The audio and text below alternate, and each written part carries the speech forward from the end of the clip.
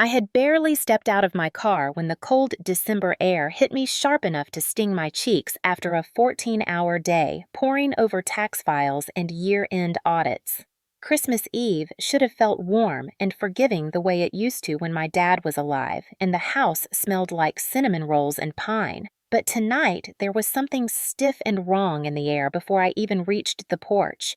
The windows of my childhood home glowed with soft yellow light, and the sound of carols drifted out when I opened the front door, the kind of scene that should have wrapped me in comfort. Instead, it felt like stepping into a trap lined with tinsel. Rick Dalton, my stepfather for the past 18 years, stood in the middle of the living room, wearing a red sweater stretched too tight across his stomach, a glass of whiskey in his hand, and a look on his face that told me he had been waiting. He did not even pretend to welcome me. Instead, he reached for a thick stack of papers sitting on the table and threw them toward me. They scattered across the hardwood floor at my feet. His voice carried over the music and the murmured conversations of the 7 people gathered around the room. "Sign the papers. Your father's house belongs to this family now." The words hit me harder than the cold had. I froze where I stood. My coat was still hanging halfway off my shoulder and my bag dangled from my hand. I blinked at him, unsure if the exhaustion from work was making me hear things wrong. Behind him stood Ethan, his son, my stepbrother, leaning against the doorframe with his arms crossed and a smirk carved neatly across his face. The little CPA is shaking like she is about to get audited. He chuckled at his own joke. The sound curled in my stomach. My mother Linda stood beside Rick with her hands clasped like she was watching a church performance. She nodded in support of him as if the man ordering me to sign away the only thing my father left me was speaking common sense. "Just sign it, Maddie. Do not drag this out and ruin the evening. You never think about this family." This comment knocked the breath from my chest. I looked at her, searching for even a flicker of the mother I used to trust, but her eyes were flat and cold. The chatter in the room went quiet. Everyone watched like we were performing a scene for their entertainment. I crouched to gather the papers with trembling fingers. My name was printed on the top, along with the address of my childhood home. It was a transfer document that would hand full ownership to Rick. I felt my pulse slam in my ears. I shook my head. I am not signing this. It was the first thing I had said since walking in, and even to my own ears, it sounded too small. Rick drained the last of his whiskey, set the glass down, and reached for the leather belt looped through his jeans. He pulled it free with one practiced motion, doubled it in his fist, and slammed it hard onto the table. The sharp crack echoed like a gunshot. I flinched. The music kept playing cheerful and wrong, and the twinkling lights flickered across his face like mockery. Ethan laughed full and mean. "She is crying again." I was not crying, not yet, but my throat tightened and my knees felt weak. Memories I had spent years burying came clawing up all at once. Rick's voice shouting, the sting of leather against my skin when I was a teenager, my mother watching and saying nothing. Hearing that sound again, the belt hitting the table, made the room shrink until there was barely air left. Rick stepped closer, his boots heavy against the wood floor. He grabbed my wrist brutally, twisting it until I gasped. He shoved the pen into my palm and pushed my hand toward the table where the papers lay. His grip was hard enough to grind bone. "Sign it. You do not get to keep anything that belongs to this family." His breath smelled like alcohol and anger. My head spun as he pressed my hand down, forcing the pen toward the line with my name printed under it. The living room erupted in murmurs behind us, not one of them in my defense. I could feel their eyes on me, a circle of witnesses who chose silence. My mother stepped closer and folded her arms, her chin raised like she was somehow the victim. "Maddie, sign it. You always make things harder than they need to be. He takes care of me more than you ever have." The betrayal behind those words sliced deeper than Rick's grip. I tried to pull back, but he slammed the belt down on the chair beside me. The chair toppled the sound so loud I jolted. My heart thrashed against my ribs. Ethan was laughing again, louder this time, loving every second. The room spun with heat and humiliation. Rick pinned my wrist to the table with a bruising grip. I could see the veins in his hand, the tension in his jaw, the cruel certainty in his eyes. He wanted my signature. He wanted control. He wanted my father's house, and everyone in the room was willing to hand me over for it. The lights on the tree flickered, casting warped reflections on their faces. I saw no softness, no hesitation, no mercy, just expectation, just pressure, just a room full of people who believed I was something they were entitled to break.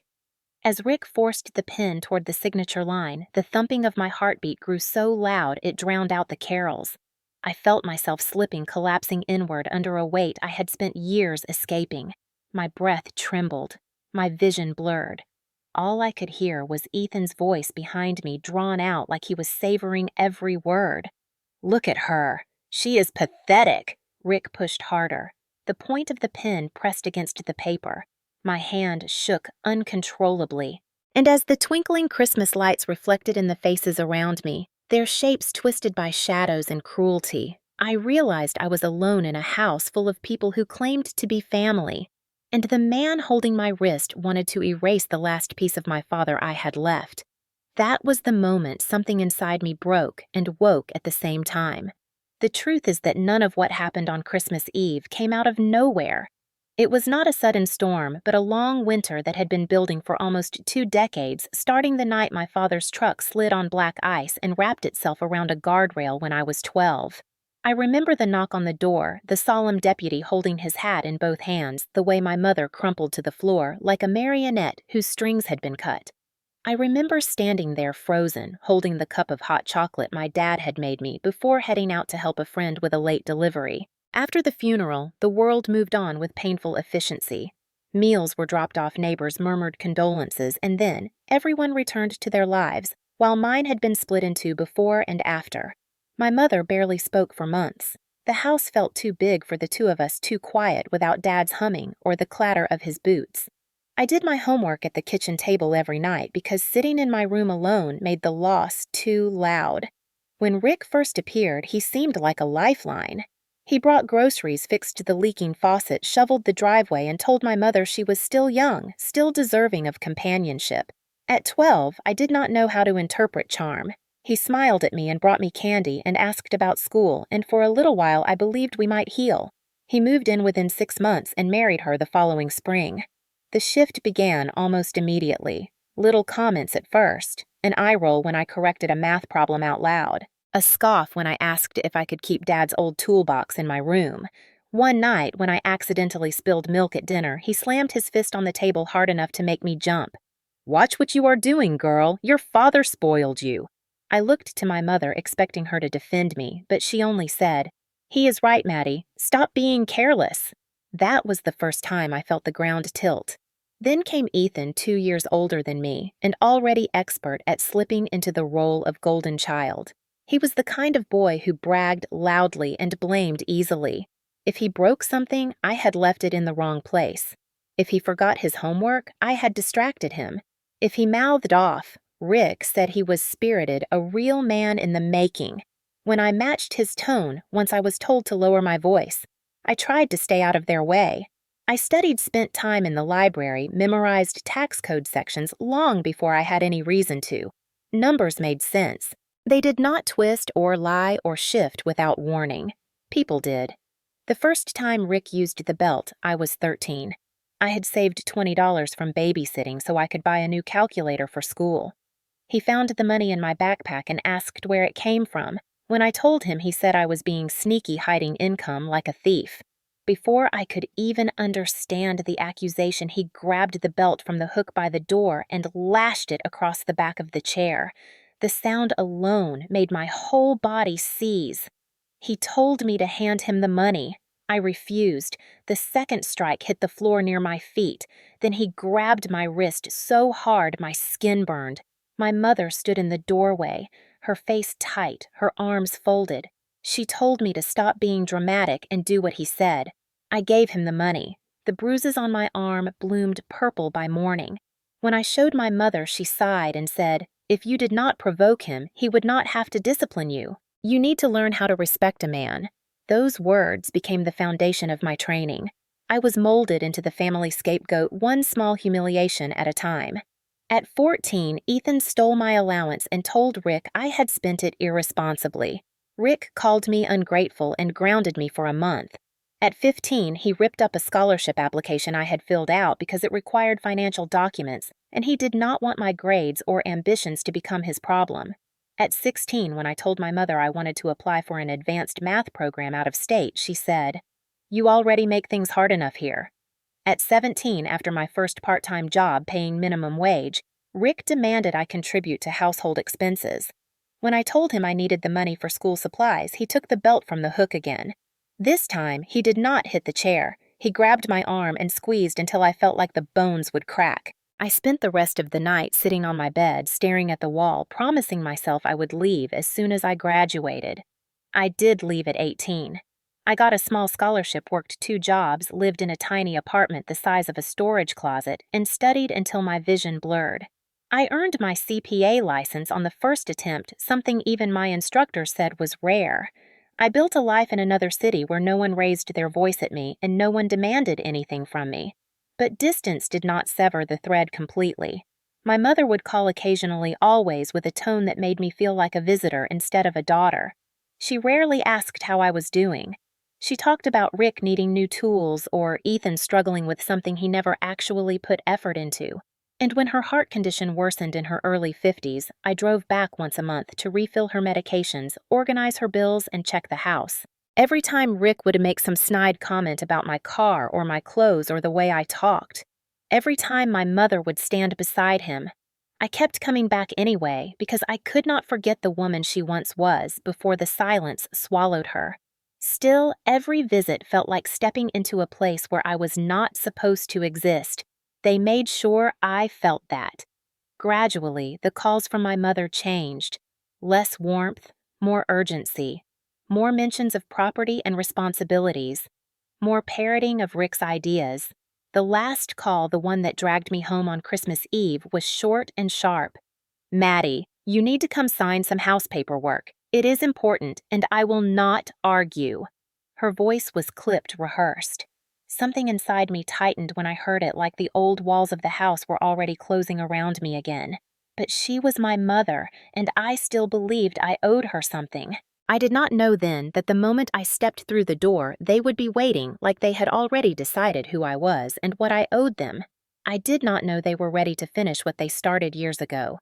I did not know they still thought of me as the same frightened girl they trained to take the blame for everything they broke. The phone call came 3 weeks before Christmas Eve, and even though my mother's voice sounded familiar, something underneath it felt off, like someone else was speaking through her. It was rigid, clipped, almost rehearsed, and I could hear the faint echo of Rick's voice somewhere in the background instructing her what to say. She told me there were papers related to the house that needed to be sorted out before the new year, and she insisted I come home in person. As a CPA, I knew enough about property transfers to feel the first flicker of unease. She refused to elaborate on the details, only repeating that it had to be done soon and it had to be done at the house. I asked if she was feeling all right, and she snapped that I always made things about myself. Then she hung up. For 3 days straight, I had a knot sitting at the base of my throat. Between year-end filings, payroll deadlines, and wrapping up client books, I tried to push the worry aside, but it followed me everywhere, a shadow tugging at the edges of my concentration. I told myself I was being dramatic. I reminded myself that I was an adult now, not the powerless girl they used to control. Still, I could not shake the sense that something was wrong. When I finally turned off the highway toward my childhood street, the unease sharpened. The house looked different. Not physically, but in atmosphere. There were new locks on the gate. The porch light that normally flickered with a warm yellow glow had been replaced with a harsh white LED that cast sharp shadows across the front steps. I tried my old key and found it no longer worked. That was my first real sign. When I knocked, it took almost a full minute for someone to answer. It was Ethan leaning against the doorframe with an expression that suggested he had waited his whole life to be the one to open the door on his terms. He did not say hello. He only stepped aside and jerked his chin toward the living room as if I were some delivery he had to sign for. I stepped inside and immediately felt the temperature difference, not just physically, but emotionally. My mother did not greet me. Instead, she stood in the kitchen with her arms crossed, her posture stiff. her eyes downcast in a way that made her look more like a stranger than the woman who once tucked me into bed. When she finally spoke, her voice sounded strained. "The paperwork is in the dining room. Rick will explain." I asked what paperwork she meant, but she did not answer. She walked past me without making eye contact, brushing against my shoulder like I was an inconvenience in her path. I followed her into the dining room and noticed another detail that made my stomach twist.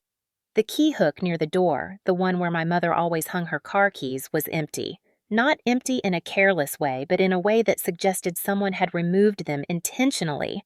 The idea that Rick might be controlling her mobility in the same way he once controlled mine made my chest tighten. When Rick entered the room, he carried a clipboard and wore a look of smug satisfaction, the kind of expression people wear when they believe they have already won. He placed the clipboard on the table with a thud that made the wood vibrate slightly. "These are the transfer documents," he said. "Your mother and I have been talking, and it is time we make things official." I scanned the top page and immediately recognized the structure. It was a deed transfer form that would strip me of my legal right to my father's house. My first instinct was disbelief, not because I thought Rick incapable of such manipulation, but because I could not fathom my mother participating in it willingly. I looked at her, waiting for her to reassure me to say Rick had misunderstood or overstepped, but she looked at me with an expression so cold it knocked the breath out of me. "This house needs to belong to the family that actually lives here," she said. "You have your own life now, Maddie. Stop clinging to things that are not yours anymore, things that are not mine." The words stung deeper than I expected, and for a moment the room seemed to tilt. My father had built this house with his own hands, sanding every piece of trim painting, every wall, and saving every dollar he could to leave something behind for me. The idea that my mother, of all people, could dismiss that so casually made something inside me wilt. I asked her if she understood what signing the transfer would mean, if she realized she was taking away the one part of my father that still remained. She flinched at the mention of him, then straightened as if steeling herself. "Your father is gone, Maddie. It is time you stop living in the past." Ethan snorted, then leaned back in his chair. "She needs to stop being dramatic and sign the papers. She is acting like she is giving away a mansion instead of a house that is falling apart." Rick nodded, feeding off the approval. He said the repairs were too expensive, that Ethan could handle them better, that the house needed someone responsible to manage it. The implication was clear. I was not responsible. I was not deserving. I was not part of the family structure they valued. I asked why they changed the locks. My mother did not answer. Rick smirked. "For security. Things have been disappearing around here." I realized he was implying I was the thief. The accusation hit with a familiar sting, a reminder of every time they had blamed me for something I did not do when I was younger. Old patterns returned quickly. I tried to remain calm, reminding myself I was not the girl they had controlled. I told them I would review the documents and consult an attorney before signing anything. Ethan laughed at that, a sharp barking sound. "She is threatening us." "That is cute." Rick stepped forward until he was uncomfortably close.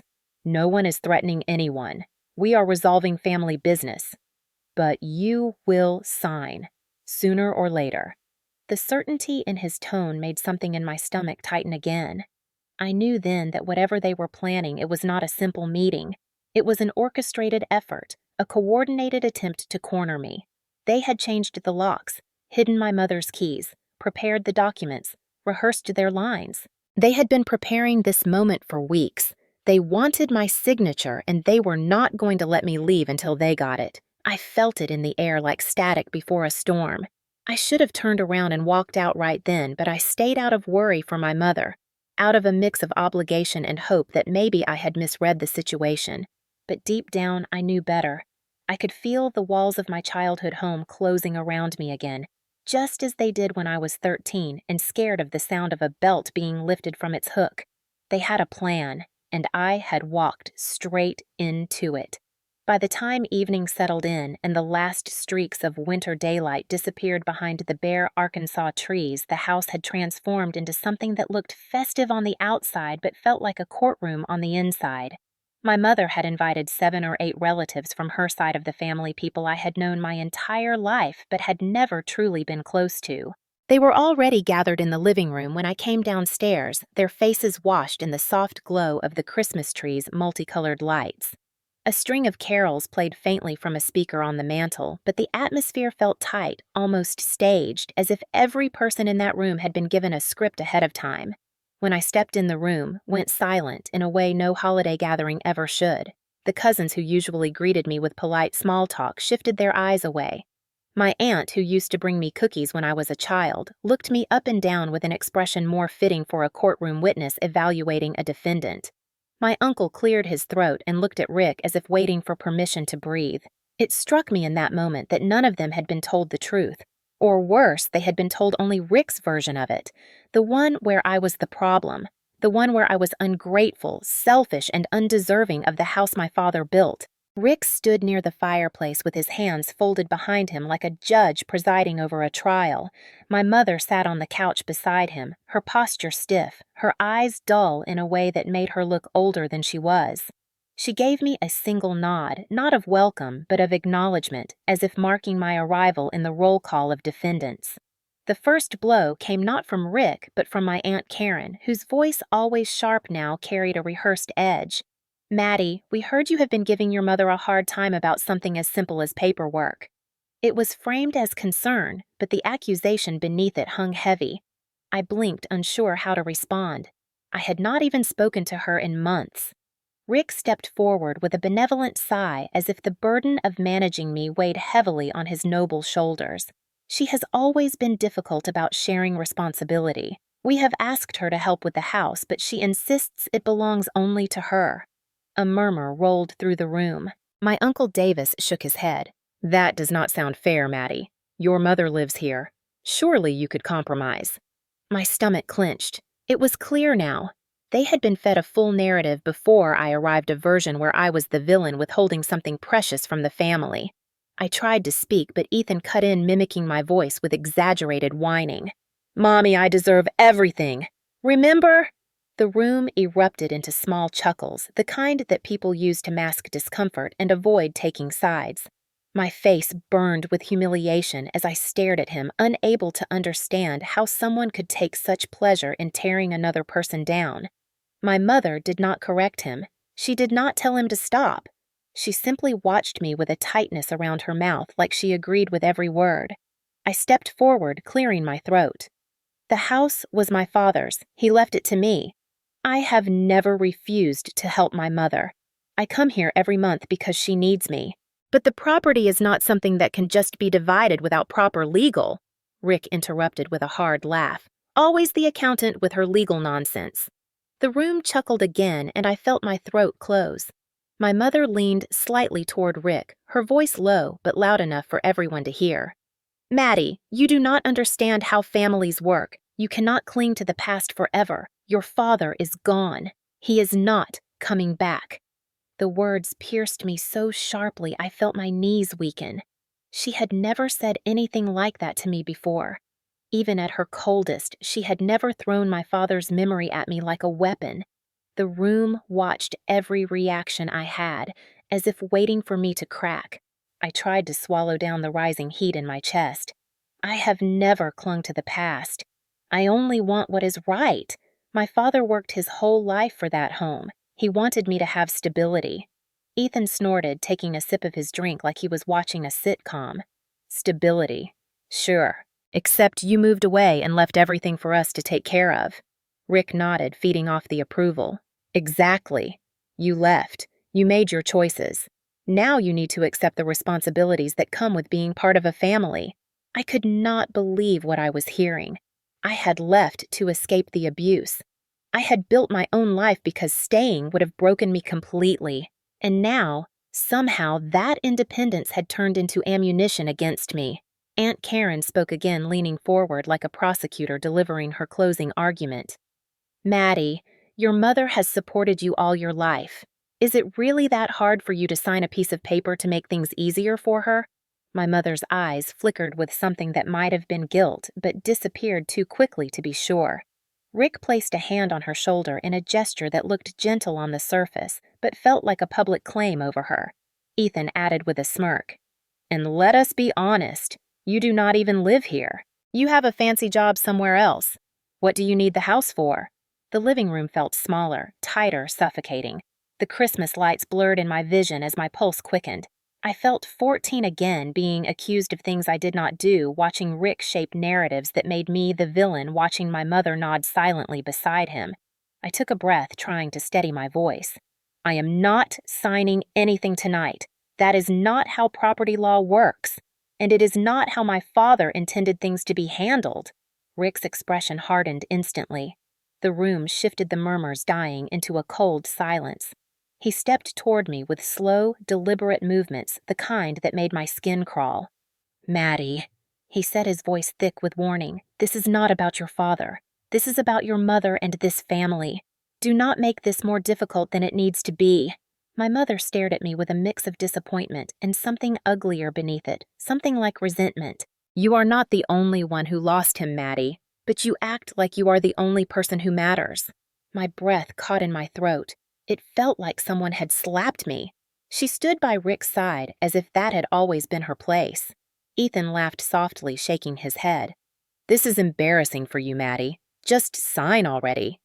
The room closed in further a trial without a defense attorney. A verdict already written. I could see now that this gathering had not been about celebrating Christmas. It had been arranged to break me down, to isolate me, to corner me emotionally before Rick cornered me physically. It was a coordinated attack, every piece falling exactly where he wanted it. And everyone in the room had chosen their side before I walked in the door. As the laughter faded and the pressure pressed in from all directions, I realized something important. I was not here to celebrate the holiday. I was here to be judged, cornered, and stripped of the last piece of my father they had not already taken. And the worst part was that my own mother was helping them do it. The moment Rick placed the stack of transfer papers in the center of the dining table, the atmosphere shifted from a tense gathering to something far more deliberate, more calculated, like a negotiation where only one party believed I had any say. The documents were perfectly aligned, a pen laid neatly beside them, the pages crisp from being printed that very afternoon. It struck me then that this was not a spur-of-the-moment decision fueled by holiday stress or family tension. This was a plan they had crafted, rehearsed, and prepared for well before I ever stepped foot inside the house. Rick tapped the top page with 2 fingers, each tap punctuated by that smug half-grin he wore when he thought he held all the power. This is the deed transfer, Maddie. All you need to do is sign. Then we can all enjoy the holiday like a normal family. His voice was thick with false patience. I glanced at my mother, hoping for some sign she had reservations. Some flicker of hesitation, but she stood with her arms crossed, her jaw set. Her silence said more than agreement ever could. I swallowed hard, feeling the walls closing in. Why does this house need to be transferred at all? What changed? My mother exhaled sharply, like she was tired of repeating herself. You do not live here, Maddie. You have your nice job and your apartment and your freedom. Rick and I take care of everything here. It is only fair that the house belongs to the people who actually use it. My freedom. She said it like it was something selfish I had chased, rather than something I had clawed my way toward in order to survive. Ethan sat at the head of the table with a smugness reserved for men who had never earned a thing in their lives. He leaned back in the chair, one arm draped lazily over the backrest, the picture of entitlement. If she does not want to live here or help, then she should not hold the house hostage. Maddie, if you do not sign tonight, do not expect to come back again. My breath hitched. Rick poured himself another drink, swirling the amber liquid in the glass before taking a long sip. His eyes never left me. You talk a lot about legalities and fairness, but families work on trust, not contracts. This is about supporting your mother and making things easier for her. Easier for her. Easier for him. It was hard to tell which lie they actually believed. I took a step closer to the table, holding my voice steady. As a CPA, I know exactly what it means to transfer a deed. It is permanent. It strips me of all rights to the property. It changes the estate entirely. You are asking me to sign away the only asset Dad left me. My mother's face tightened. Do not bring him into this. He is gone. We have lives to live now. The room blurred for a second, and I had to blink hard. Every time my father was mentioned, she flinched like she was swatting at a memory that inconvenienced her. Ethan grabbed the pen from the table and held it out to me with a mocking flourish. Just get it over with, Maddie. You love paperwork, right? My Aunt Karen chimed in from the corner, her voice carrying that painful tone of an outsider who felt entitled to judgment. It is not that big a deal. This house needs maintenance. Rick has been handling everything. Your mother cannot do it alone, and you are never here. That last sentence made my stomach twist. I had been here month after month paying bills, refilling prescriptions, fixing appliances, doing everything quietly without asking for thanks.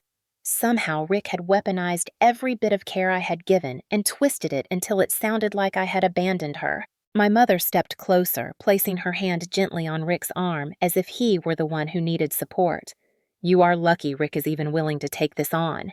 You have no idea how hard he works to make this house livable. It was such a distortion of reality that for a moment I could not speak. Rick had not fixed a thing in that house in years. I had handled the plumbing repairs. I had replaced the broken washer. I had paid for the electrical work when sparks flew from the outlet near the fridge. But none of that mattered now because he had filled her head with a different story, one where he was the savior and I was the selfish outsider. Rick leaned forward, bracing both hands on the table, his posture a warning. Maddie, this is a family decision. You can either be part of it or you can stand against your own mother. I felt the heat rise in my face as their words pressed into me like weights. Every accusation, every twist of truth, every manipulated version of my life.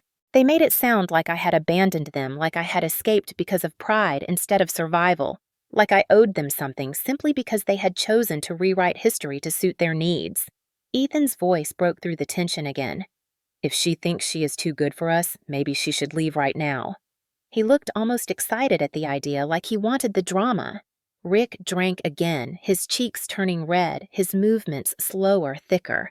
I recognized that version of him, the one with alcohol warming his bloodstream and cruelty sharpening behind his eyes.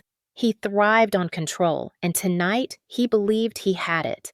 My mother stepped beside him, and for a moment I saw the flicker of the woman she once was, the one who used to braid my hair and hum softly while cooking dinner.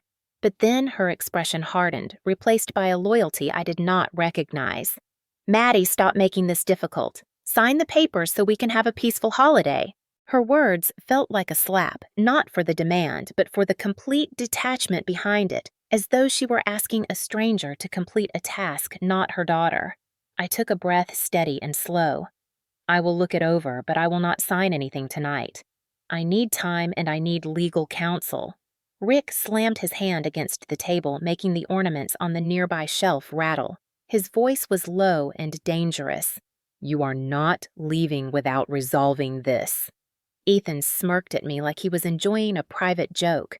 The rest of the room fell silent, waiting, watching, validating his dominance without saying a word. I looked around at the faces I had known since childhood and saw no kindness, no hesitation, no concern for me. Only expectation. Only pressure, only the collective weight of a family ready to strip me of the last thing tying me to a father they had long erased. My mother's voice cut through the silence. Maddie, you will sign. Do not embarrass me tonight. I realized then that there was no misunderstanding, no moment of clarity waiting to emerge. They were unified. They were prepared. They were determined to corner me emotionally before Rick cornered me physically. This was not a request. This was a warning, and the room was growing smaller by the second. The shift in the room was so sudden it felt like the oxygen dropped all at once, as if the house itself sensed what was about to happen and braced for impact. Rick's face darkened with the slow burn of a man who believed he had been patient long enough. His hand drifted toward his waist fingers, brushing the thick leather belt looped through his jeans, a gesture so familiar it sent a cold wave rolling down my spine. The memory of being 13 and watching him unhook that same belt flashed through my mind so vividly my knees faltered. I took an instinctive step back, bumping into the edge of the dining table. Ethan noticed the movement and grinned, nudging his chair back to get a better view, like he was settling in to watch a show he had seen many times before and still enjoyed every second of. "Dad, she is scared," he said, the delight in his voice unmistakable. "Look at her." The room felt too warm, stifling the air, thick with anticipation that made my skin itch. My mother, standing with her arms crossed near the fireplace, stared at me with an expression that made my stomach twist. There was no pity, no conflict, no reluctance, only tired irritation, as if my fear were an inconvenience she had endured for too long. Rick slowly unthreaded the belt from his jeans, the faint scrape of leather against denim slicing through the heavy silence. He doubled it over in his fist with the practiced ease of someone who had done it many times before. The sound alone made my pulse jump. My breath hitched, and I felt my palms dampen. Rick lifted his chin, his eyes narrowing on me like he was assessing a problem he intended to correct. "You think you can come into this house and set the rules. You think because you passed some fancy exam and crunch numbers for a living that you get to tell me how things work under my roof." His voice grew louder, each word dripping with resentment and authority he had convinced himself he deserved. "This house stands because of me. I take care of everything here. I am the man of this family." My mother nodded along her lips, pressed into a thin line of agreement. Rick took a step forward, the belt hanging from his hand, grazing the floor before he lifted it again. I stood motionless, my back pressed against the table, my heartbeat thundering in my ears. Every part of me screamed to move to run, but my feet refused to obey. I hated the fear that surged through me the way my body remembered things my mind tried to forget. Maturity and accomplishments and independence meant nothing in that moment. I was a child again, cornered helpless, waiting for someone to save me who never would. Rick raised the belt and brought it down hard on the wooden edge of the table. The crack split the air sharp and violent, making several ornaments on the nearby hutch tremble. I jumped a full inch off the ground. The sound echoed through me like an electric shock. Ethan laughed under his breath, leaning back in his chair with satisfaction. My Aunt Karen looked away but did not say a word. My Uncle Davis shifted uncomfortably but stayed silent. Not one person stepped forward. Not one person told him to stop.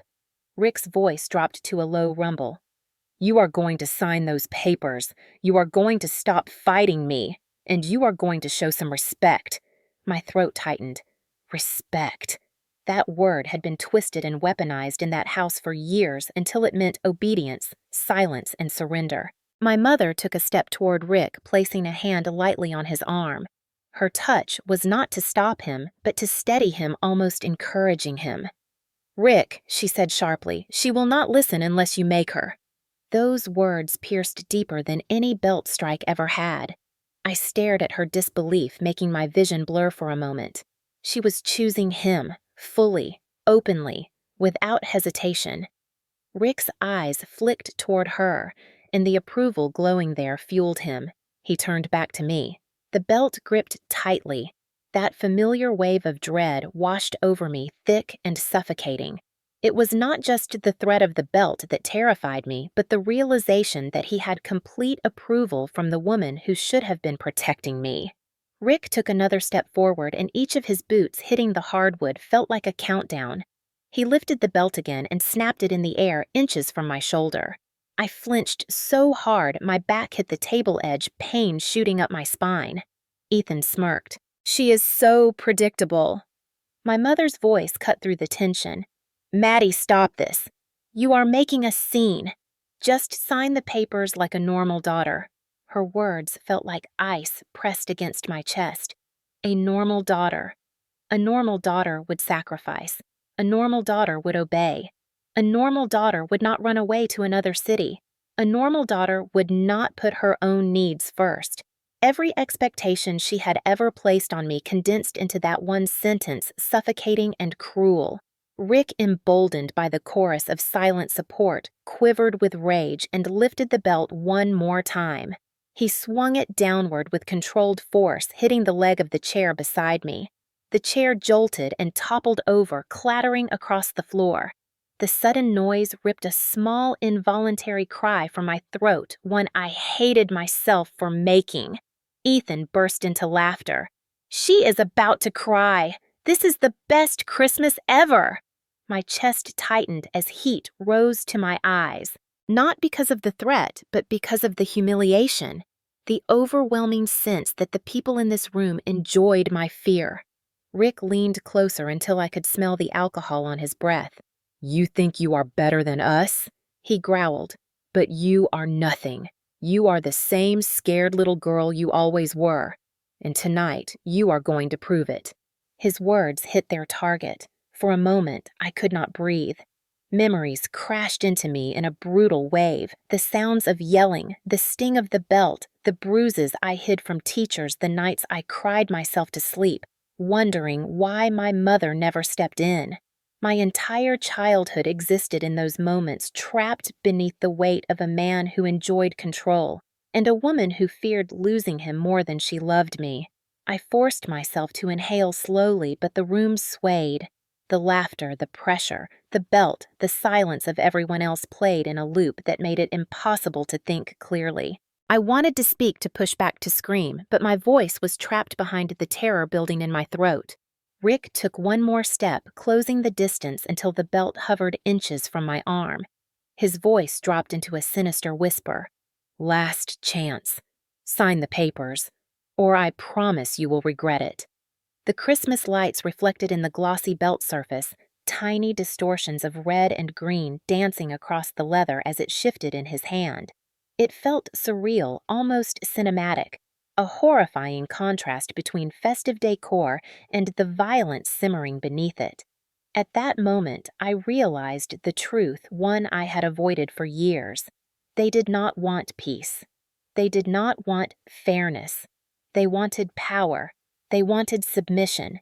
They wanted the version of me they had created long ago, obedient, silent, and easy to control, and they were willing to use fear to get it. As the belt hung in the air like a verdict waiting to be delivered, I felt the crushing weight of the past pressing against the present, threatening to swallow me whole. For one horrifying moment, I believed Rick was right. I believed I was that scared little girl again. But beneath the fear, something else began to stir, faint and fragile, but undeniably real. A refusal, a spark, a small ember of defiance that had survived every year of silence and cruelty. And though it was not strong enough to save me yet, it was enough to keep me standing as the room waited for me to break. Rick moved so fast I barely registered the shift before his hand clamped around my wrist.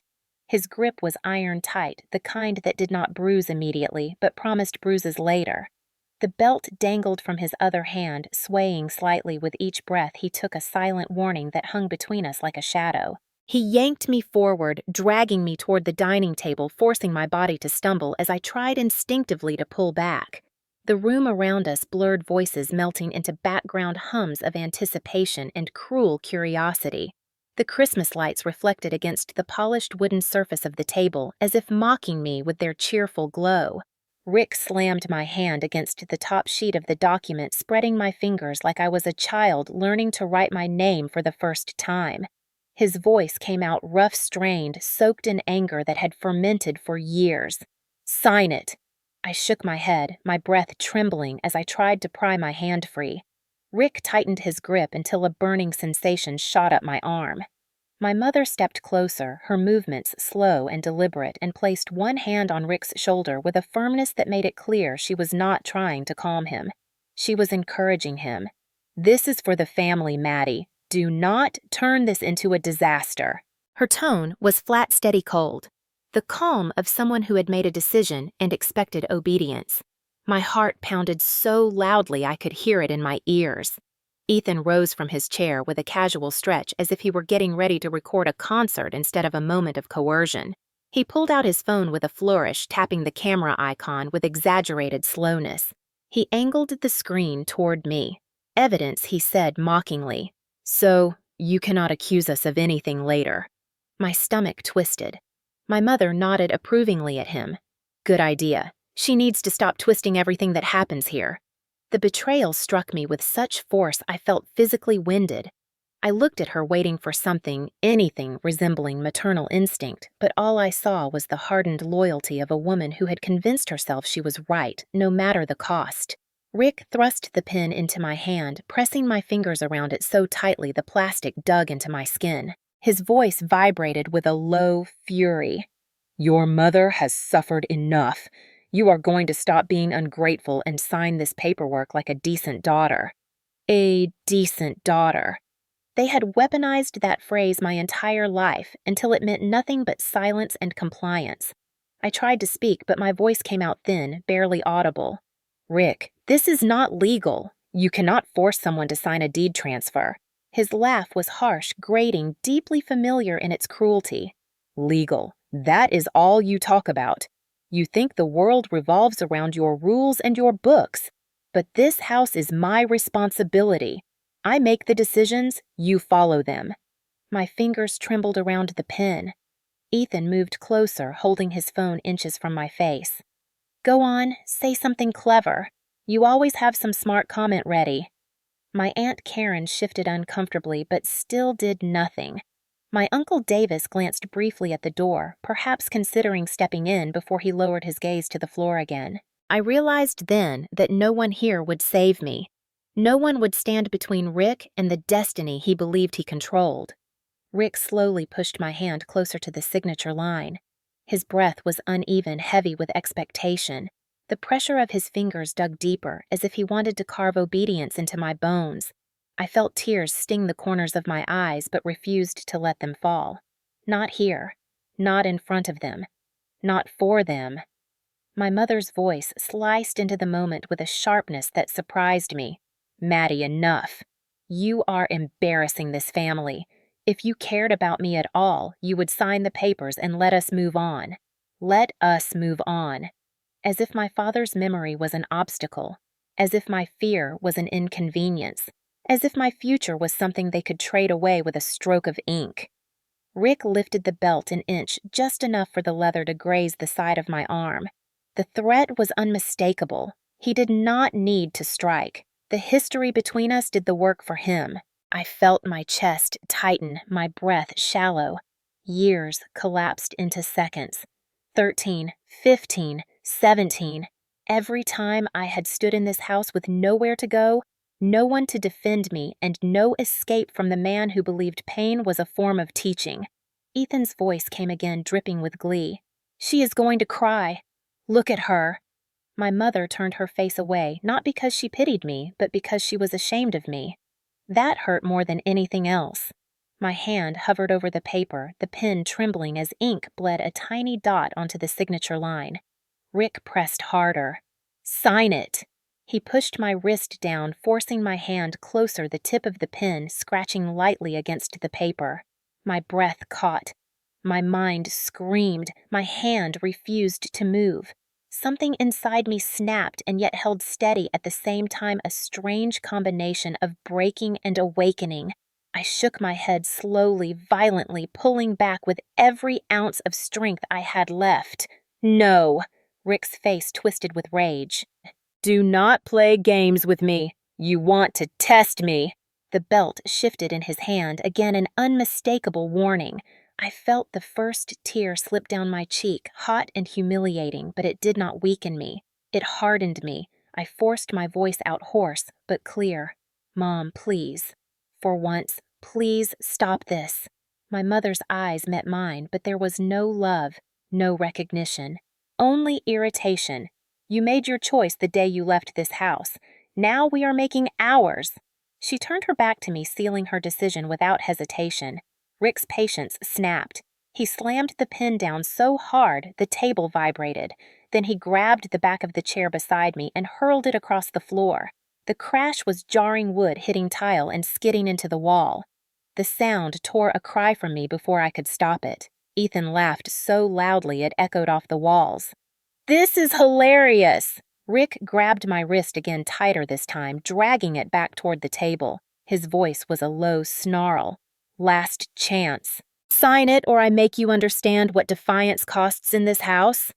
The room held its breath, the silence thick enough to choke on. Ethan lowered his phone an inch, waiting for the climax. My relatives stared, frozen in the kind of fear that prioritizes self-preservation over doing what is right. My mother stood still, arms crossed, determined not to intervene. And I stood there with my wrist trapped in an iron grip, the pen trembling against the paper, the Christmas lights flickering in distorted reflections across the belt hanging from Rick's hand. They had set the stage. They had prepared the script. They had rehearsed the moment. They expected me to break just as I had when I was younger. But something deep inside me refused. Even as fear tightened around my lungs, even as humiliation burned my cheeks, even as tears blurred the edges of the room, the truth crystallized in my chest. I would not sign. I would not surrender. I would not let them erase the last piece of my father. Not tonight. Not ever. Rick slammed my wrist down harder, but I held firm, and the room, thick with expectation, waited for the snap that never came. The moment Rick slammed my wrist against the table again, something inside me shifted. Not in fear this time, but in startling clarity. The chaos around me sharpened into focus, every sound suddenly distinct. Ethan's phone camera humming softly, my mother's tight breath quick and irritated, the scrape of the overturned chair settling against the floor, Rick's belt brushing against his jeans with each breath he took. And beneath all of that, muffled under the panic and noise, was the faint mechanical click I had almost forgotten about. My phone. The one in the pocket of my cardigan, the pocket pressed against my ribs every time Rick shoved or pulled me. Hours ago, before walking into this house, I had slipped it in there without thinking twice. It was habit, a CPA's instinct. My work required proof. Dates, signatures, numbers, contracts. When discussions with clients got tense, the best protection was accuracy. Earlier that evening, still in my car, something had made me hit the record button before opening the door. Maybe fear, maybe intuition, maybe the years of conditioning that taught me that anything involving my mother and Rick could turn ugly without warning.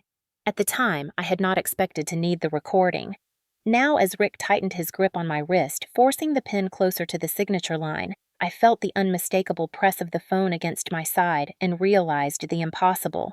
Every threat, every order, every crack of the belt against the table. My mother's voice urging him on. Ethan mocking me, recording me participating in the coercion. Every word had been captured, and none of them knew. The realization struck with the force of cold water, washing away just enough panic for me to think clearly. Rick's shadow loomed over my shoulder. He pressed closer, the heat of his breath grazing the side of my face. Sign it now before I lose my patience entirely. His tone was low, vibrating with control he believed he held completely. My hand shook violently, not from fear this time, but from adrenaline pounding through my veins. I was no longer a frightened girl trapped in a nightmare. I was someone holding evidence. I was someone with leverage, and they had no idea. I lowered the pen slightly, not enough to sign, but enough to make Rick think I was weakening. His grip loosened just enough for my fingers to stop throbbing. That is it. Finally. My mother exhaled sharply behind him, as if relieved that I had decided to behave. I felt her shadow shift slightly, the weight of her approval aimed entirely at Rick. She thought he had won. They all did. I simply stared at the paper, letting my tears fall silently onto the wood grain. Not loud sobs, just quiet tears. That more than the broken voice I had earlier convinced everyone in the room that I had given up. Ethan lowered his phone slightly and smirked. It is about time. He thought he had footage proving I signed willingly. He thought this entire thing was going to go their way. I almost laughed at the justice of it all. Instead, I inhaled sharply, trying to steady my pulse. My mind calculated with the same precision I used when analyzing financial discrepancies. Step 1. Collect evidence. Already done. Step 2. Get out alive. That was the part I needed to focus on now. Rick leaned in, his belt hand grazing the table. I flinched slightly on purpose. He liked that. He loosened a fraction more, believing he had complete control. The entire room seemed to lean closer. My relatives watched with a mixture of dread and complicity. No one said a word. No one intervened.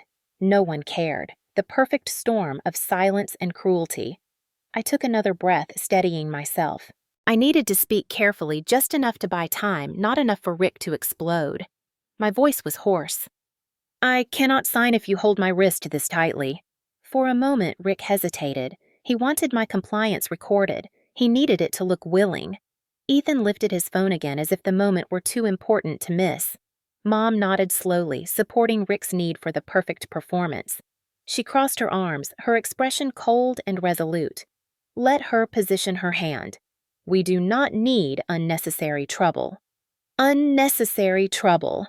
She meant bruises. She meant visible marks. She meant the things she had spent years ignoring as long as they did not inconvenience her. Rick loosened his grip, not much, but enough. And in that moment, the thin thread of fear tying me down snapped. I pulled my hand back sharply, staggering away from the table. Ethan cursed his phone wobbling as he tried to refocus. Rick straightened, belt in hand, fury tightening every line of his body. You are pushing me. Do you understand that you always push me too far? I took several steps back, chest rising and falling rapidly. The room felt smaller, heavier, but my mind was alert. I held my hands up as if trying to calm a wild animal. I need a second. Please. My voice cracked, and it was not fake. The pressure, the memory, the fear, the betrayal, they were real. But beneath them was something else. Certainty. The kind that came only when someone realized they were not actually powerless. Rick's jaw clenched. You get 10 seconds. Then I make the decision for you. Ethan muttered to my mother. She is so dramatic. Why did she even bother coming home? My mother shifted her gaze to me with exasperation. Maddie, stop dragging this out. You are making Christmas miserable for everyone. Christmas, family, sacrifice. They used those words like weapons, slicing at my conscience with their distorted meanings. I wiped my cheek, taking a deep breath to steady the tremor in my voice. I am not dragging anything out. I just want to understand why this cannot wait until tomorrow when we can discuss it rationally. Rick took a threatening step forward. Because I said it is happening tonight. Now pick up that pen. He raised the belt an inch, just enough to remind me of its history.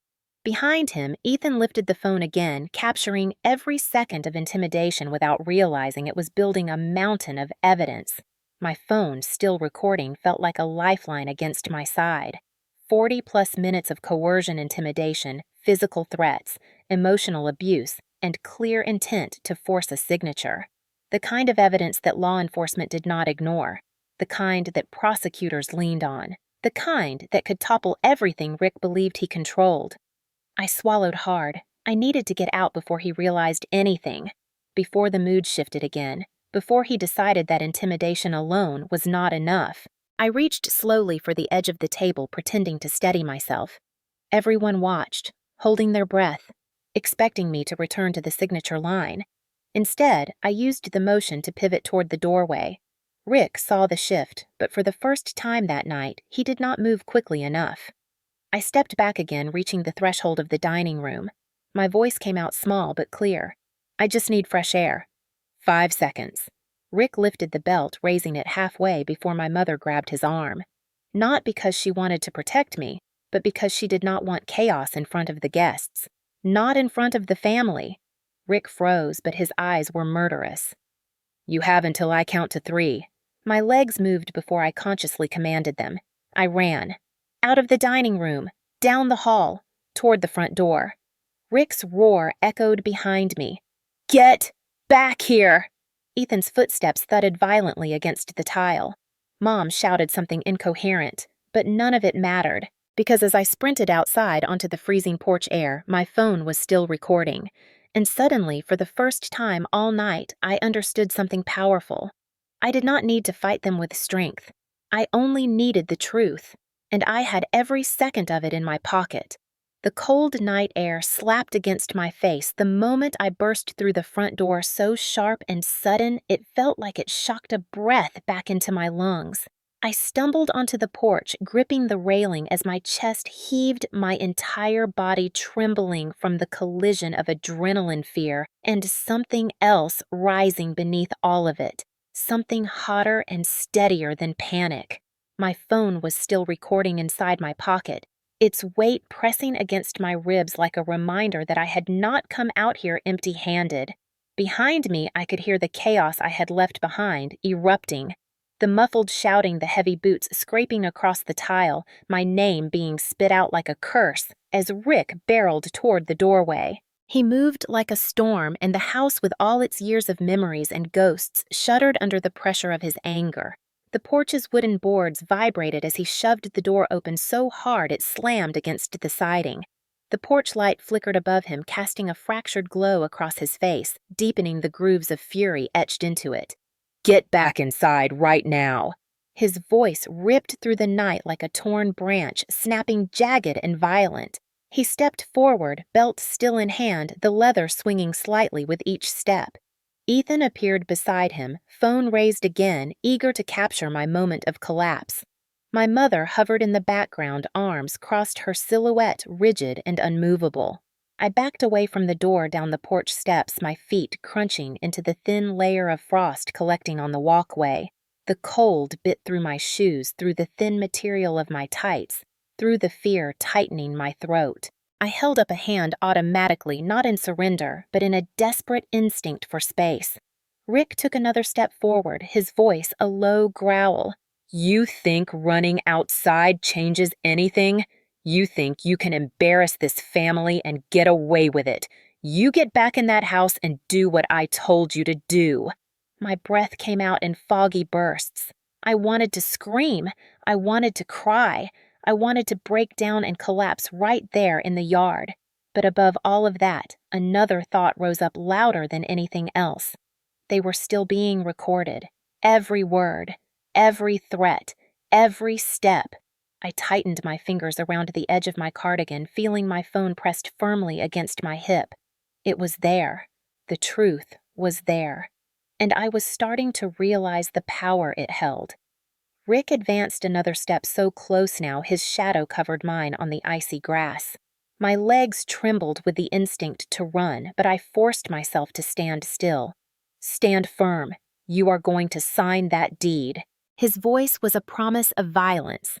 "You are going to stop acting like you own anything in this family. You left. You abandoned your mother. You are lucky we are even giving you a chance to do the right thing."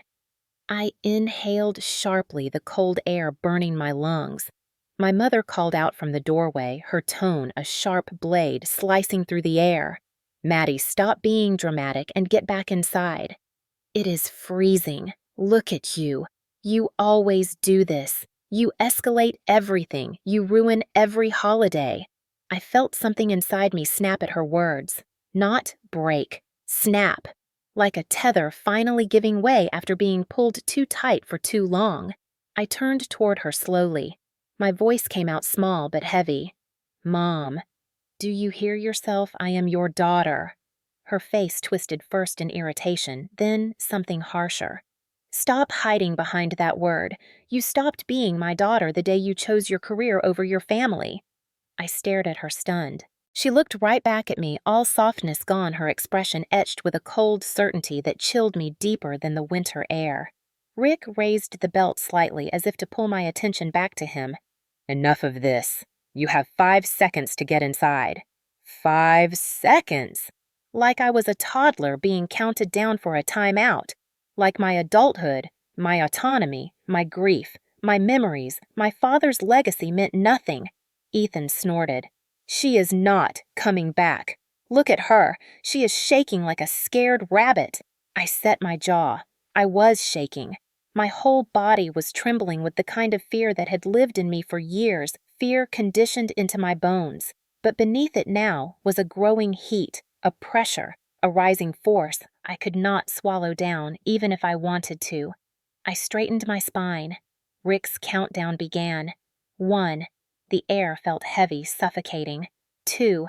My mother shifted her weight, impatient, ready to step back inside, as if this were all beneath her. 3. My heart pounded so loudly it echoed in my ears. 4. Ethan lifted his phone again, zooming in on my face, eager to catch me breaking. 5. The word came out before I could stop it. "No." The air froze around us. Rick blinked, stunned for half a second, the belt lowering an inch.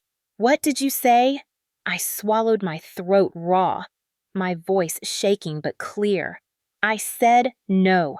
You are not going to force me to sign anything. Not tonight. Not ever. I am done." Rick took a step forward so quickly the porch boards creaked under the sudden weight. "Do not test me. You are done when I say you are." My breath shook, but I lifted my chin. "That is not true. Not anymore. You do not control me.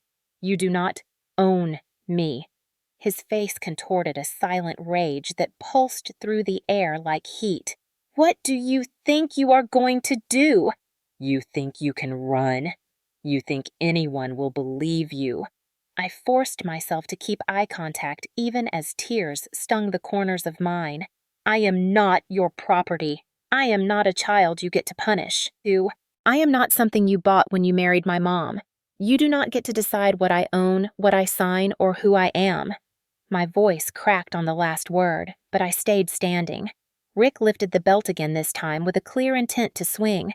Ethan stepped closer, muttering, "Finally.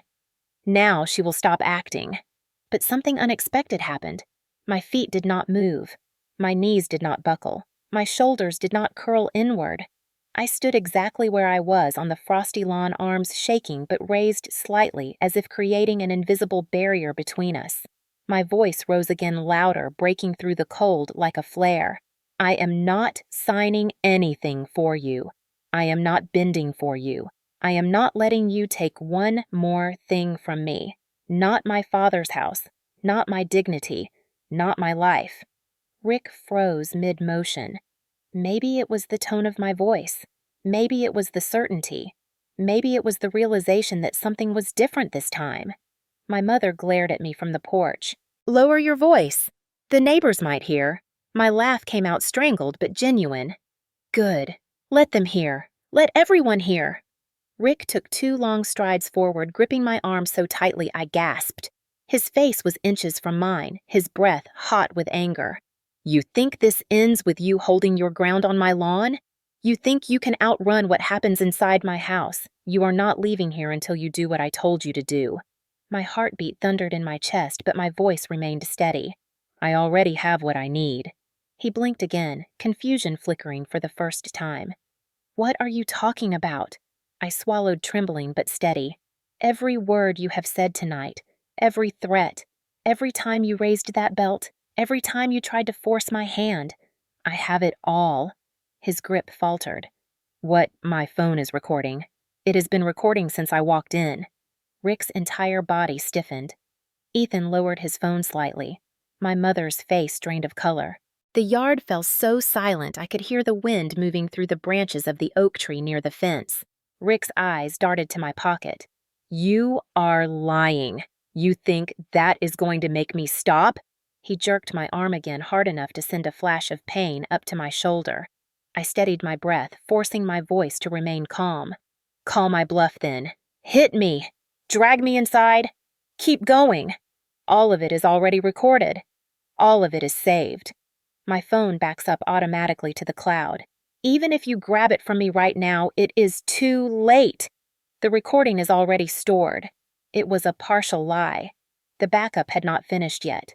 But Rick did not know that, and I could see the moment he began to panic. The tightness at his jaw, the shift in his breathing, the slight tremor in the belt hand. My mother stepped forward quickly, voice sharp and urgent. "Maddie, stop lying. You would not do that to the family. You would not destroy us."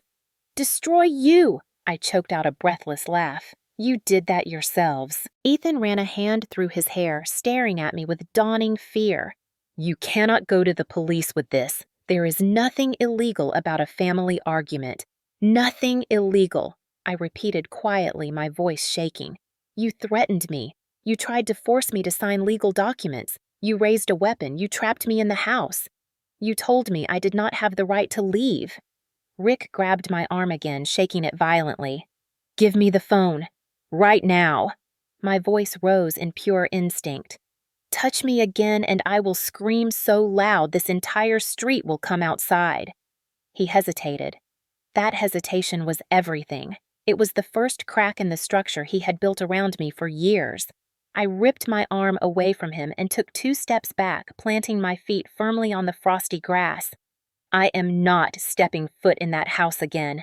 I am not signing your papers. I am not part of your family.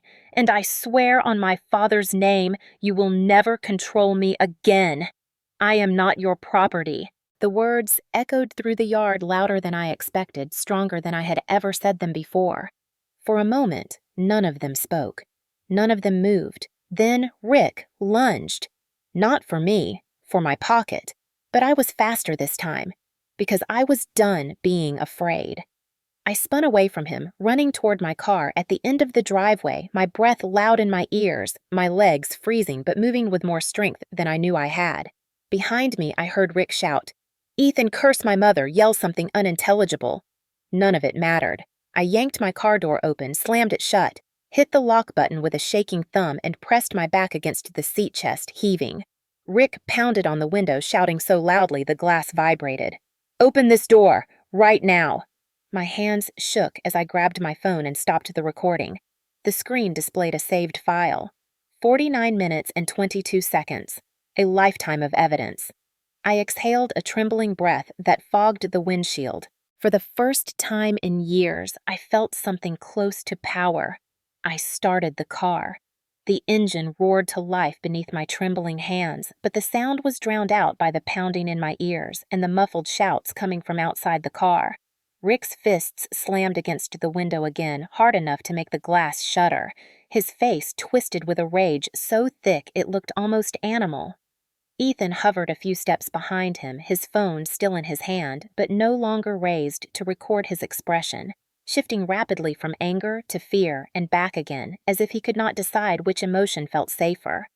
My mother stood in the doorway, arms wrapped around herself, eyes darting between me and Rick with a look that balanced precariously between denial and dawning terror. I slammed the car into reverse tires, crunching over the frosty gravel as I backed down the driveway, ignoring Rick's final slap of his hand against the trunk. As soon as I hit the road, I shifted into drive and sped forward, the suburban Christmas lights blurring past as the cold air seeped into my lungs. I did not cry. Not yet. My hands were shaking too violently to feel anything except the need to survive the next minute, then the next. I gripped the wheel tight enough that my knuckles ached, my breath fogging the windshield. I pulled into the first safe spot I could find, a dimly lit gas station a few blocks away with Christmas decorations taped sloppily to the windows. The place was nearly empty except for an older man inside buying cigarettes. I parked near the far edge of the lot, checked that the doors were locked again, and forced myself to take a long breath before reaching for my phone. My thumb hovered over the screen for a moment. Calling the police felt monumental, like crossing a bridge that would break behind me the moment I stepped onto it. I had imagined calling for years, imagined officers showing up, imagined Rick being held accountable. But I had also imagined police siding with him, dismissing me, leaving me even more vulnerable. But tonight was different. Tonight I had proof. Real proof. My hands still shook as I dialed. The operator answered with a calm voice that contrasted the panic racing through me. "What is your emergency?" I swallowed hard. My voice cracked when I spoke. "Domestic assault. Forced coercion. They tried to make me sign legal documents under threat. My stepfather used a belt. He cornered me. He would not let me leave." The operator's tone shifted, immediately firm and focused. "Are you in immediate danger?" "I am in my car. I got away. They do not know where I am. They tried to force me to sign over a house that belongs to me by inheritance. I have it all recorded, every second of it." She paused, then spoke with a steadiness that made my throat tighten. "I am sending officers to meet you. Stay in your car. Do not return to the residence. Do you need medical attention?" I hesitated, glancing at the faint red marks on my wrist, where Rick's fingers had dug into my skin. "No, I just need them to be stopped." She reassured me again that help was on the way. I hung up, placed the phone on the passenger seat, and finally allowed my head to drop back against the headrest. The sharp fluorescent lights of the gas station buzzed faintly above me as I waited. Minutes passed slowly, stretching out so long they felt like hours. Every crunch of tires, every flicker of headlights made my heart jump. When the patrol car finally pulled into the lot, I felt my lungs release for the first time since leaving the house. 2 officers stepped out, both wrapped tightly in their winter jackets, faces illuminated by the red and blue lights bouncing off the pavement. One approached my window cautiously, while the other scanned the surroundings. I rolled down the window just enough to speak. "Are you Maddie Pierce?" "Yes." I released a breath I did not realize I had been holding when he nodded with a reassuring calm. The operator briefed us. "You said you have a recording of what happened." I nodded and held up my phone with a shaking hand. "It is 49 minutes long. It caught everything." The officer's expression changed, sharpened. Evidence like this made cases clearer, easier to prosecute, less ambiguous. He asked if I could step out so they could speak with me more comfortably. My legs shook as I got out, but the cold air steadied me, grounding me in the moment. The officers listened as I recounted everything from the moment I walked into the house to the moment I ran out into the yard. They asked specific, deliberate questions. Did he raise the belt? He raised it repeatedly. Did he touch you? He grabbed my wrist several times. Did he block your exit? Yes. Did he or anyone else make threats verbal or physical? Yes. Forcing me to sign documents against my will. "And your mother," she encouraged him, told him to continue, told me I was ruining Christmas and embarrassing the family. The officers nodded slowly as I spoke, their expressions shifting from concern to something firmer. Anger, maybe. Disbelief mixed with a sense of duty. After listening, the older officer asked the question I had been waiting for. "May we listen to the recording?" I unlocked my phone and opened the audio file before handing it over. They listened through high-quality body cam microphones, so the sound was clearer. I watched their faces change in real time.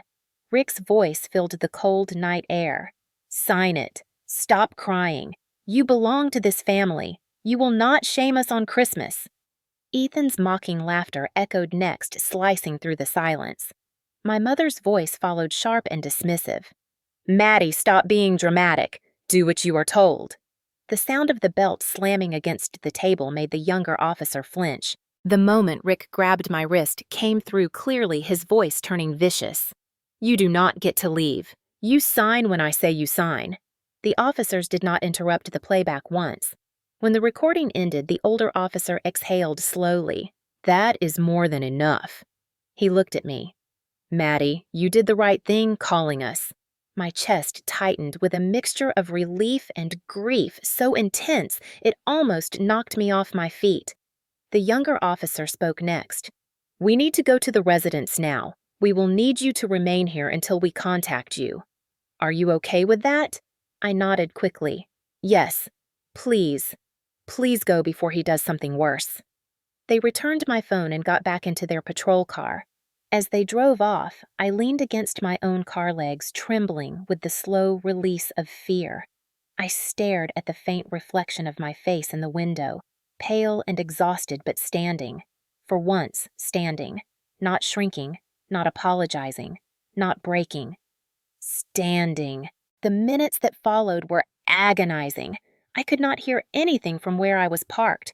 I could only imagine the confrontation. The officers pulling up to my mother's house, the familiar Christmas lights glowing behind the frost. The scene inside freezing as they knocked. Rick answering the door with his anger simmering. The officers stepping inside, asking questions, playing the recording, watching the truth unravel the facade my mother and Rick had clung to for years. My phone rang 30 minutes later. The older officer's voice came through, steady and calm. "Maddie, we have Rick in custody." My breath caught. Custody. The word felt unreal, like I had dreamed it into existence. The officer continued. "We played your recording. The threats, the coercion, the physical intimidation. The evidence is clear. He was arrested on charges of domestic battery, coercion, attempted financial exploitation, and unlawful restraint." I pressed a hand to my mouth, the emotion rising too fast for me to hold back. "What about Ethan?" "He cooperated minimally, but his participation is documented on your recording. He will be facing charges of assisting coercion and evidence tampering if he tries to delete the videos he recorded. And my mother. The officer hesitated. She is not under arrest, but she is being treated as an enabler and may face legal and social consequences. She tried to argue that you were overreacting, but the recording disproves her denial. I leaned back against the car, tears finally spilling over. Relief mixed with heartbreak shaking through me in waves so strong I had to steady myself. I whispered almost too softly, "Thank you." The officer's tone softened. "Maddie, this is not your fault. You have been living under abuse for a long time. Tonight you broke the cycle." He told me an officer would pick me up and escort me back to the station to file an official statement and restraining order. I thanked him again, my voice barely steady. As I hung up, the gas station lights flickered and settled into their steady hum. I closed my eyes, letting the cold air wrap around me like a blanket. The nightmare was not over. The healing would not be simple. The legal process would be long. My relationship with my mother might never recover. But Rick was in custody. Ethan was implicated. And I was finally, for the first time in my adult life, in control. I pulled my cardigan tighter around myself, looked up at the winter sky, and let out a long, shaking breath. The truth had spoken. And the truth finally had power. The station felt colder than the winter night outside the sterile lighting, making everything look sharper, more defined, as if reality had shifted into a higher contrast since the moment Rick was taken away in handcuffs. The officers guided me through the formal processes with steady professionalism, asking me to recount every detail again while they typed, pausing only to make sure I had water tissues and space whenever my voice began to shake. I sat there absorbing the truth that my life had split in half tonight, the before and after separated by the moment I ran out into the yard with my phone pressed against my ribs. When it was time to sign the sworn statement, my fingers trembled slightly as I held the pen. Signing something willingly, after everything that happened with Rick, trying to force my hand, felt symbolic in a way I did not quite expect. The words on the page were heavy, describing pain and fear I had buried for years, but writing them out felt like a release. When the restraining order was issued immediately on an emergency basis, a weight lifted from my chest so suddenly it made me gasp. The officer explained it carefully. "This order protects you from any contact. Rick cannot call you. He cannot message you. He cannot approach your residence or place of work. He cannot come within 500 feet of you. If he does, he will be arrested again." I nodded numbly, the words sinking into my skin like a new kind of armor. Ethan's name appeared next in the report. He had not been arrested on the spot, but the officers made it clear there was a pending investigation. His participation, his mocking, his filming, his role in surrounding me with intimidation, all of it was being reviewed. The officer's voice remained neutral, but there was a subtle disapproval beneath it when he described Ethan's attitude during questioning. He kept trying to downplay everything. However, the recording contradicts nearly every claim he made. As for my mother, the officer said she was not facing charges, but her statements were added to the report under the category of enabling behavior during domestic coercion. She had defended Rick, dismissed my fear, sided with him at every turn. Her words had weight in the narrative, but they did not protect Rick. Nothing protected him from the truth of the recording. When the interviews ended, one of the officers drove me to a hotel near the interstate paid for by a domestic violence emergency fund. The room was simple and quiet, with beige walls, a neatly made bed, and a tiny refrigerator humming softly in the corner. When the door clicked shut behind me, the silence felt overwhelming. I sat at the edge of the bed, the blanket bunching under my palms, and finally let myself feel everything I had held back. The tears came hard, the kind that made my shoulders shake, years of swallowed fear and pain rushing to the surface. I cried for the girl I used to be, the one who learned to flinch at footsteps, who grew up thinking pain was discipline, who thought silence was survival. I cried for the woman I became strong enough to build a life outside that house, but still tied to it through guilt and obligation. And I cried for the mother I had lost long before tonight, realizing the truth I had been afraid to name. She had chosen him over me, long before Rick ever raised a belt. When the exhaustion finally forced my body to go still, I lay back against the pillows and stared at the ceiling, breathing slowly, the way my therapist had once taught me when I was younger. In for 4 seconds. Hold for 4. Out for 4. Hold. It steadied me, the world slowly settling into something less jagged. The next morning, I woke to a string of missed calls from an unknown number, followed by a voicemail from my cousin Danielle, one of the only relatives who ever showed me kindness. Her voice was shaky, urgent. "Maddie, I am so sorry. I did not know it was that bad. Everyone in the family group chat is talking. Someone said they saw police cars outside the house last night. They are saying Rick was arrested. Is this true? Please call me." People hardly ever know the full story when abuse happens. They only know the surface. The version the abuser allows the world to see. I texted her rather than calling, my fingers still too unsteady for a conversation. "It is true. I am safe." That was all I could manage. She replied instantly, "I am here. Whatever you need." News spreads like wildfire in a small town, especially on Christmas. By midday, articles began appearing in local online bulletins. The headlines were blunt. Local man arrested on Christmas Eve after domestic assault allegations. Police investigating coercion and financial exploitation attempt. Family holiday disturbance leads to arrest. My stomach twisted reading them, seeing parts of my life reduced into neat sentences for public consumption. But another part of me, the part that had been silenced for so long, felt strangely validated. People were finally seeing the truth, even if they did not know the entire history behind it. By late afternoon, I received a call from a detective assigned to the case. He spoke at length, explaining the next steps. Rick would have a hearing within 48 hours to determine bail. The prosecutors were already reviewing my recording and preparing charges. Several of my relatives, shaken after speaking with police, had provided statements that corroborated pieces of my account. Not all of them stood up for me.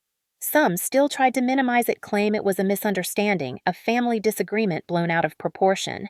But the recording made such claims nearly impossible to sustain. The detective told me clearly, "This is not going away quietly. Cases like this are strong when there is audio evidence. You did the right thing by recording." I thanked him, my voice still wavering. That night, I returned to the house. Not the house where everything had happened, but my father's house. The one Rick had tried to force me to sign away. Officers escorted me since the restraining order meant Rick could not be present. My mother was allowed to collect her belongings under supervision, but she refused to come. Part of me wished she would. Part of me was terrified she might. But the biggest part of me had gone oddly still emotionally, as if my heart had reached its limit and decided to protect itself with numbness. When I stepped into the house, the scent of dust and old wood filled my lungs. It looked exactly like it had the day I left for college, frozen in time. The furniture covered with sheets, the framed photos still sitting on shelves, the unopened mail neatly stacked near the front door. My father's presence lingered in every corner, in every memory woven into the walls. I walked through each room, slowly touching surfaces covered with a fine layer of dust, remembering the sound of my father's laugh echoing in the kitchen, the way he always tapped the hallway wall twice when he walked past it, a habit he never explained. A gentle ache spread across my chest. Painful, but familiar.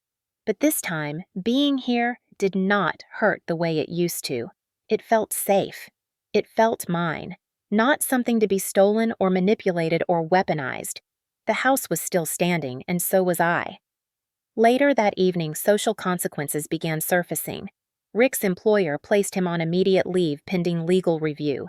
Ethan's company discovered his involvement through the circulating audio snippets and suspended him indefinitely. My mother's friends, the church members she used to gossip with over Sunday brunch, started distancing themselves. People in small towns often cared more about reputation than truth, but this time the truth was loud enough to drown out excuses. I watched it all unfold from the quiet safety of my father's living room, wrapped in a blanket that still faintly smelled of cedar. The justice I had always believed was impossible was taking its first steps into reality, not through revenge, not through violence, but through truth and consequence. Late that night, when another officer called to confirm that Rick had been denied immediate release pending formal hearing, I let out a long exhale I had been holding for more than half my life. The fall of the toxic house had begun, not because I fought harder than them, but because I finally stopped fighting alone. I closed my eyes and whispered into the stillness of my father's home. "It is over. For the first time, it actually felt true. The first morning I woke up in my father's house, sunlight streamed softly across the faded floral curtains, settling over me like something warm and familiar. For a moment, I did not move. I lay there listening to the quiet, the kind of quiet that had weight and presence and safety. No footsteps pacing the hallway, no slammed doors, no belt slapping against furniture, no whisper of my mother's disapproval. Just stillness. Peaceful, absolute stillness. I breathed it in as though my lungs had been starved for it. I took my time rising from the bed, fingers brushing across the knit blanket my father kept at the foot long before he died. The dust motes floating in the sunlight looked almost like something holy. After everything that had happened, the house felt like a sanctuary waiting patiently for me to return. When I walked into the kitchen, I half expected everything to feel foreign or heavy with memory, but instead it felt grounding, familiar. I filled the kettle, my hands steady for the first time in days. The sound of water boiling was almost musical. I sat at the small kitchen table and wrapped my hands around the warm mug, letting the heat seep into my fingers. Outside, the frost still coated the lawn. Inside, for the first time in years, I felt like I belonged somewhere. The silence was so soothing that when my phone vibrated, I flinched. It was a message from Officer Daniels, the one who had spoken with me the night Rick was arrested. The hearing went well this morning, protective order extended, charges moving forward. I read it twice, letting each word sink deeply. Protective order extended. My heartbeat steadied. Charges moving forward. My shoulders relaxed, muscles unclenching. It was far from over, but the path toward closure was no longer just wishful hope. It was happening. After breakfast, I spent the morning exploring each room, opening windows to air out the stale winter air. I wiped down shelves, gathered old linens to wash, pulled sheets off furniture, and shook them out into the sunlight. There was something healing about reclaiming each room inch by inch, like taking back pieces of myself I never knew were missing. In the living room, I found an old photo of my father and me taken when I was 8. We were laughing about something silly. I held the picture for a long time, feeling my throat tighten, but not in the painful way it used to. This time it felt like remembering kindness rather than mourning what I lost.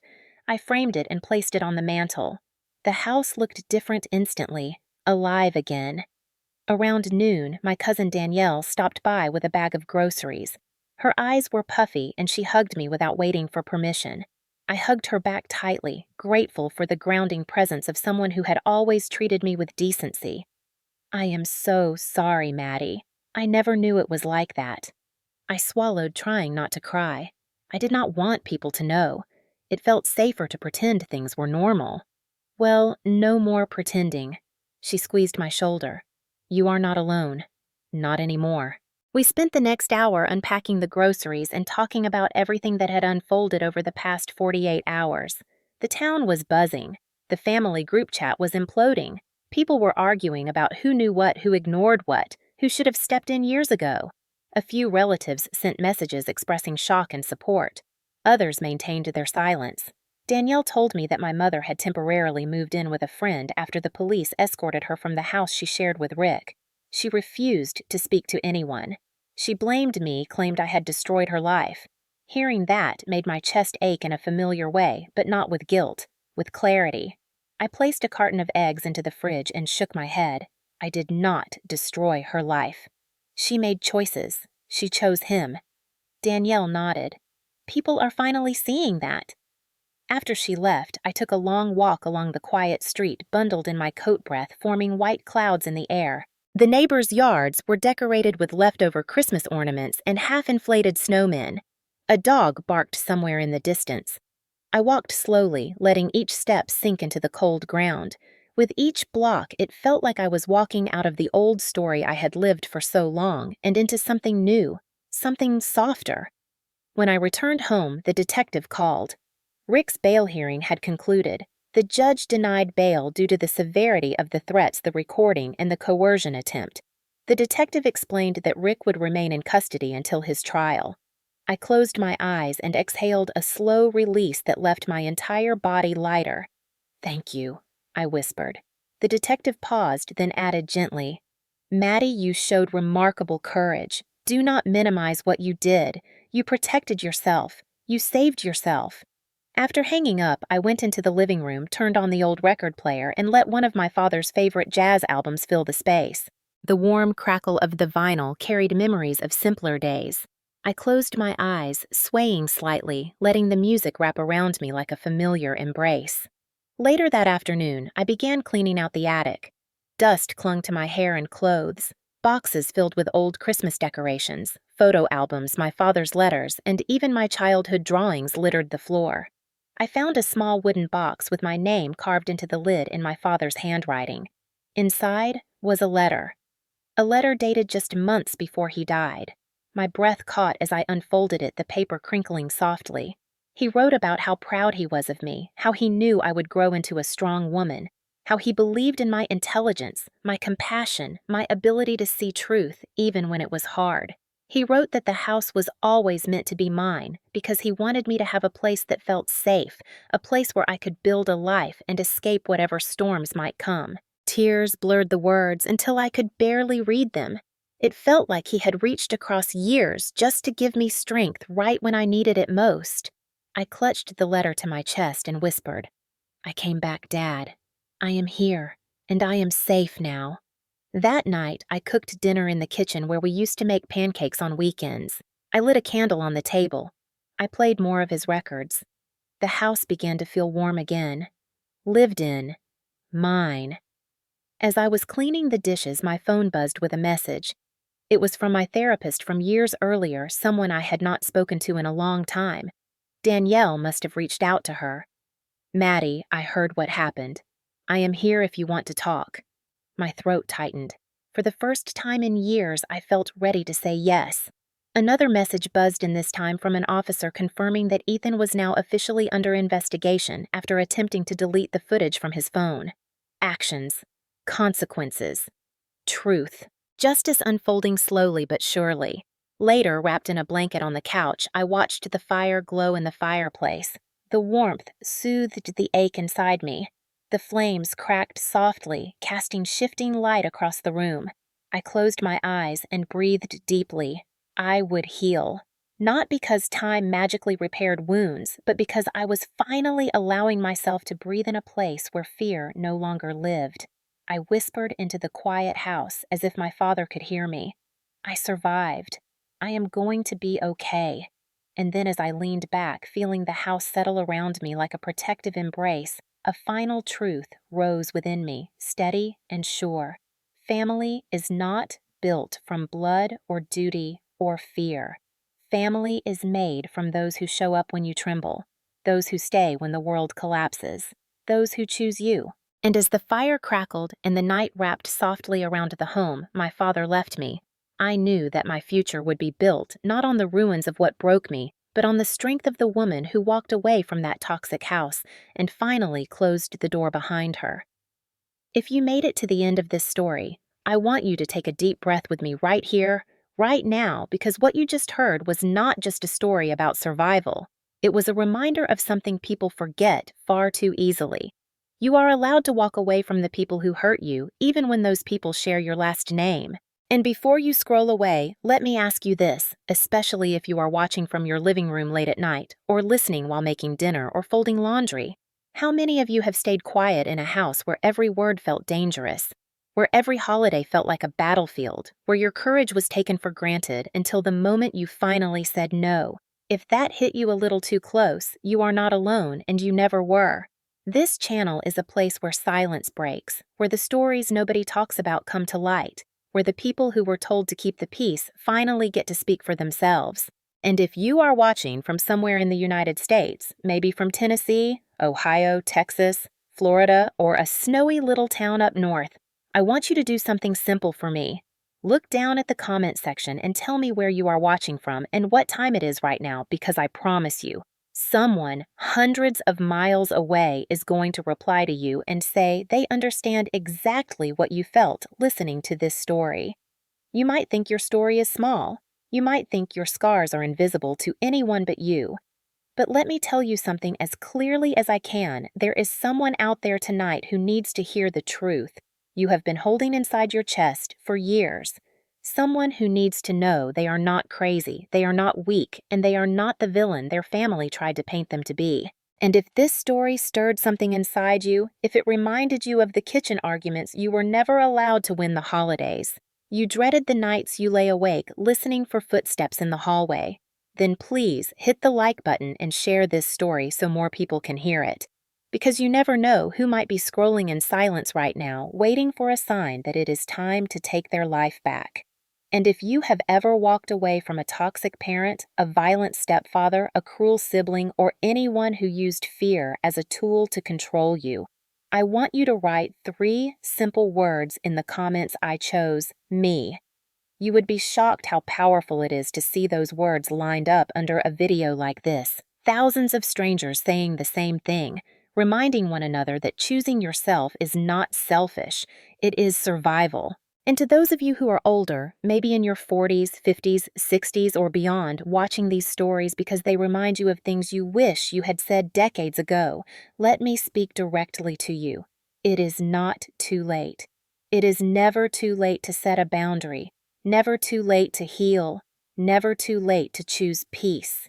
You deserve a life where Christmas lights are not paired with shouting, where your signature is not demanded like a ransom, where love is not conditional on obedience.